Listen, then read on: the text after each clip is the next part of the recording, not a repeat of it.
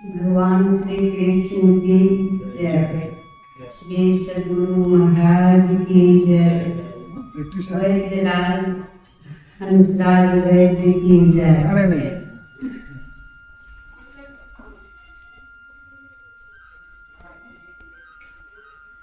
देखिए, मेरी ऐसी स्थिति हो गई थी, मेरे मन में होता था जब यह बीमारी हो गया कि अगर 15-20 रोज और जिए जाएंगे, जीवित रह गए तो कुछ काम था जो वो कर लेंगे। लेकिन जब यहाँ आए, यहाँ का दवाई चला, जैसे जैसे दवाई चलने लग गया तो हम धीरे धीरे ठीक होने लग गए। और जब वो काढ़ा पीते थे तो उल्टी जैसे मन होने लगता था, कभी हल्का फुल्का उल्टी भी हो जाता था। तो पुस्तक में ये वैद्य जी जो लिखे हैं कि आधे घंटे तक धीरे धीरे लेना है, सीटी करके वो काढ़ा पीना है। उस तरह से जब पीते थे तो उल्टी नहीं होता था। समझ रहे कितनी उपयोगी बात है। और एक बात याद आ रही कि मेरे बाबूजी एक कहानी, छोटा सा कहानी है, वो सुना रहे थे। मेरा एक भाई था, वो सबको मिठाई दिया, मेरे पेट पर कान था, वो मुझे नहीं दिया। मैं रोते हुए बाबूजी के पास गए, बाबूजी सबको दिया मिठाई, मुझे नहीं दिया। तो बाबूजी बोले कोई बात नहीं, मिठाई नहीं खाना चाहिए बेटा, नहीं दिया तो कोई बात नहीं। मैं उदास थी।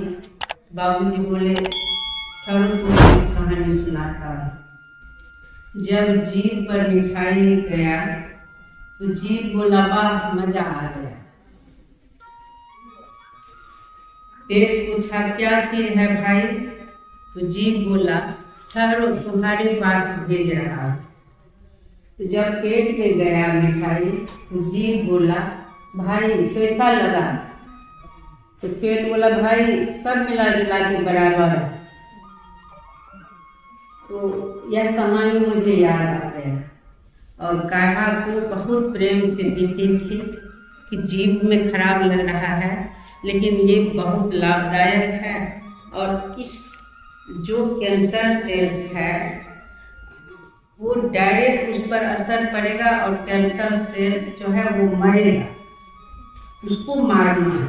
इस काढ़ा को पीने से वो सेल्स मरेगा, तो इसको क्यों नहीं पिए। यही सब सोच करके वो काढ़ा समय समय पर वो कीमो, प्रतिरक्षा, ये सब जो समय समय पर वो दवाई था, यही किरण आई है मेरे साथ, ये समय पर देती थी। 10 बजे तक मैं भोजन भी दे देती थी।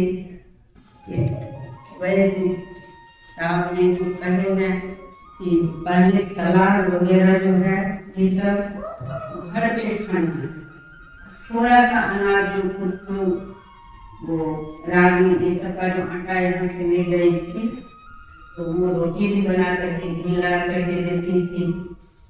हरी सब्जी साग लोग उनके अनुसार उसको ग्रहण करते थे। तो इससे जो है मुझे बहुत लाभ हुआ। अंग्रेजी डॉक्टर वो तो कहा था नहीं कीमो चढ़ाना ही होगा, रेडिएशन होगा। तो इनके अनुसार मैं जब ये वो है मेरा लड़का अभय नाम है, वो बताया इनकी सास का इलाज यहीं से हुआ था। तो वो बताया कि देखो ऐसा भोजन होना चाहिए, वो सेल्स जो है कैंसर है उसको खत्म करना है, इस तरह से चलना है। उसी अनुसार मैं सबको यही जवाब देती थी। घर के लोग को घबरा गए थे बहुत कि देखो तुम अपने लिए क्यों सोचती हो, इतने लोग जो तुमसे जुड़े हुए हैं तुम्हारे परिवार, अगर तुमको कुछ हो गया पूरे परिवार हिल जाएगा। और इसका दवाई जो है कीमो रेडिएशन ही है, अंग्रेजी ही है, आयुर्वेद से कुछ होने वाला नहीं है। लेकिन ये अभय जो समझा दिया था और ये बोला कि वैद्यराज हंस के जितने यूट्यूब पर जो उनका भाषण दिए हैं, सबको बताए हैं, तो खूब सुनो, जब समय मिले सुनते रहे। ये जो भाषण मतलब सबको समझाए हैं, तो उसको मैं खूब सुनती थी, हर वक्त सुनते रहती थी। तो सुनते सुनते तो खूब समझ गए उसको, और उस अनुसार बहुत बढ़िया से चलने लग गए। मेरे भाई डॉक्टर है, तो वो भी नहीं मानता था, भाभी भी डॉक्टर है, वो भी समझाती थी कि सभी डॉक्टर से हम पता लगाइए कि बिना कीमो के रेडिएशन के ये कभी ठीक होने वाला नहीं है। ऐसा खतरनाक बीमारी है, सबका हालत खराब है आपके चलते, सब टेंशन में है। एक रोज किसी से बात नहीं करते थे तो घर के लोग घबरा जाते थे, फोन पर बात करना पड़ता था सबसे। तो फिर भी मुझे इस आयुर्वेद यहाँ के जो दवाई है इस पर पूर्ण विश्वास हो गया कि नहीं, उसी तरह से इस सेल्स को, कैंसर सेल्स को खत्म करना है। इसका जो भोजन है, मनमाना स्वादिष्ट भोजन, को इनके खिलाफ है। ये वैद्य जो बताते हैं इनके जो भी खिलाफ है, वो भोजन अगर देंगे तो इससे कैंसर सेल्स मजबूत होगा और दिनों दिन कैंसर फैलते जाएगा। इसको खत्म करना है। मुख्य चीज है इस शरीर में जो कैंसर हो गया उसको मार देना है। इधर जो नॉर्मल सेल्स है, बढ़िया सेल्स है, इसको मजबूत करना है। तो वो बात है, तो उसी अनुसार मैं करती गई। भाई बोला नहीं, मुझे संतुष्टि नहीं हो रहा है, चलो दिखाएंगे अंग्रेजी डॉक्टर्स। फिर वहाँ से वो आया, मैं भी झारखंड आश्रम से, मरसिने युक्तिवाटी का आश्रम में रहती हूँ, वहाँ से फिर पटना गई, वहाँ भी 3 डॉक्टर को दिखाए और तीनों डॉक्टर यही बताया कि नहीं, कीमो रेडिएशन तो होगा ही। दिल्ली में नारायणा हॉस्पिटल में दिखाए थे, तो वहाँ जो है वो सब बताया 3-3 महीना पर कीमो रेडिएशन होगा और चलेगा अभी, फिर 5 साल तक होगा। और ऐसा सुने कि 5 साल क्या, जीवन भर ये बीमारी जो है ना, कोई रास्ते में वो कीमो रेडिएशन करके मर जाता है और पूरे शरीर में विष हो जाता है, जहर है वो, और जहर हो जाता है और बढ़िया सेल्स जो है वो भी खत्म हो जाता है। कीमो वो जो कैंसर सेल्स है उसको मारने में इधर बढ़िया सेल्स भी खत्म हो जाता है, फिर दिनों दिन कमजोर हो जाता है, यही सब होता है। तो वो भी इस तरह से बता दिए 5 साल तक अभी चलेगा, बाद में भी चलते रहेगा। मुझे और डर हो गया कि नहीं, ये सब मुझे नहीं करना है, मर जाएंगे तो मर जाएंगे, लेकिन आयुर्वेद ही करेंगे। इस पर मुझे पूर्ण विश्वास भी हो गया। यही सब बात है, इसीलिए करना चाहिए।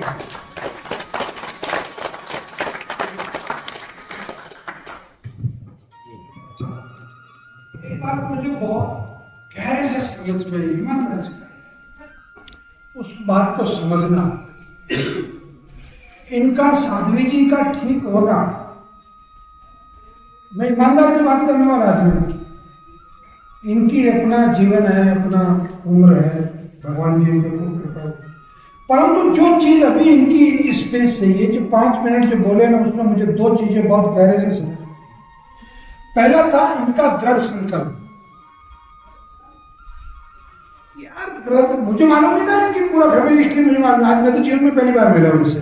हालांकि क्योंकि मैं सभी पेशेंट से मिल भी नहीं सकता, मेरी मजबूरी है, मेरे समय का अभाव है, जो कुछ भी। इनके डॉक्टर ब्रदर हैं, इनकी भोजे डॉक्टर है या इतना पढ़ा लिखा है, जो कुछ भी, और आप बल्कि आपकी भाषा से लग रहा है कि आप खुद बहुत पढ़े लिखे। तो ये जो दृढ़ संकल्प था ना, ये कैंसर से निकाल दिया। दूसरा जो मुझे महत्वपूर्ण चीज लगी, ये जो त्याग है ना, त्याग नहीं खाना है मतलब नहीं खाना। एक पहला तो दृढ़ निश्चय में मुझे कैंसर को हराना है, चाहे वो नारायणा में हो रहा है, चाहे एम्स में हो रहा है, चाहे कहीं पर भी जांच हो रहा है, जितनी बार जांच हो रही, और हर बार डॉक्टर कह रहे हैं आपको ये करना करना करना, बात खत्म। ठीक है, वो उनका साइंस है, वो उनकी जगह है, बात खत्म। अपन किसी की बुराई करने से, किसी की लंबी, आप अपनी लकीर लंबी कीजिए, दूसरे की लकीर छोटी अपने आप हो जाएगी, बात खत्म। दुनिया जानती है कि कीमो लेने से 6 महीने बाद में वापस रिकरेंस होता है। दुनिया जानती है रेडिएशन के 9 महीने बाद रिकरेंस होता है। सर्जरी के तो आजकल तो साल भर के अंदर अंदर ही हो जाता है। वो इशू नहीं है, इशू ये है कि इन्होंने एक दृढ़ निश्चय किया कि मुझे कैंसर को हराना है तो हराया। और दूसरा ये खाने वाला भी मैटर मुझे तो बहुत शानदार चीज लगी। उसने वापस जब समाचार भेजे ना पेट ने जिम को, तो बोले भैया यहाँ तो सब एक ही हो रहा है। तो ये जीवन का एक बहुत बड़ा गहरा दर्शन है, इसको आप लोग समझे। मैं आपकी और दीर्घायु की कामना करता हूँ। और एक प्रश्न मेरे दिमाग में आया, जो मैंने आपके 10 प्रश्नों के उत्तर दिए, ठीक, एक प्रश्न का उत्तर आप दे देना। आप जिन लोगों को कैंसर है, क्या उन लोगों को अपनी मौत की तारीख मालूम है? नहीं पता है। जिनको है, नहीं है ना? नहीं है। अच्छा, जिनको नहीं है, जो मेरे जैसे ज्ञानचंद है सब, उनको मालूम है क्या? अब उसको भी पता नहीं, इसको भी पता नहीं, इजिकल टू क्या और किसी को पता नहीं। मतलब दीदी को भी पता नहीं, वेद जी को भी पता नहीं, हंसराज को भी पता नहीं, इनको भी पता नहीं, आपको भी पता नहीं। तो फिर ये फटी हुई क्यों है भाई? नहीं, ये क्यों चेहरे की हवाएं उड़ी हुई, क्यों घबराए हुए? हिम्मत मर्दा मदद खुदा, बादशाह की बेटी और फकीर से निकला। एक बात और बता रहा हूं, चूंकि मैं शास्त्र का अध्ययन करता, मतलब मुझे शौक है शास्त्र पढ़ने का। दुनिया के जितने रिलीजियंस है, जितने धर्म है, जितने धार्मिक ग्रंथ है, सब में एक चीज कॉमन है, मृत्यु की तारीख, स्थान और प्रकार। मृत्यु का समय, मृत्यु का प्रकार और मृत्यु का स्थान तय है। जबरदस्ती कहना है यार। कैंसर को भूलिए, कैंसर के नाम को भूलिए, चिकित्सा में ध्यान दीजिए। और एक सूत्र और दे रहा हूं, क्योंकि आज की क्लास में बहुत पढ़े लिखे लोग हैं, अच्छे लोग हैं, इसलिए मैं थोड़ा ये अतिरिक्त समय आपका लिया। रिपीटेशन इज द मंत्र, दोहराव ही मंत्र है। आवर्तनाम मंत्र अस्ति, आवर्तन ही मंत्र। अगर 24 घंटे कैंसर कैंसर कैंसर कैंसर का अगर गुणगान करोगे और मान लो किसी दिन मंत्र सिद्ध हो गया तो तथास्तु प्राणाम सत्यम। गाइए, नाचिए, कूदिए, शादियों में जाइए, स्कूल जाते हो तो स्कूल जाइए, खेत जाते हो तो खेत में जाइए, ड्राइविंग करते हो तो ड्राइविंग कीजिए। मैं तो यहां तक भी कह रहा हूं कि आप जितनी परिवार को नुकसान नहीं करने वाली गतिविधियां, उन सब गतिविधियों में संलिप्त रहिए। परहेज पूरा, औषधि पूरी, आस्था पूरी, जिंदगी पूरी। धन्यवाद।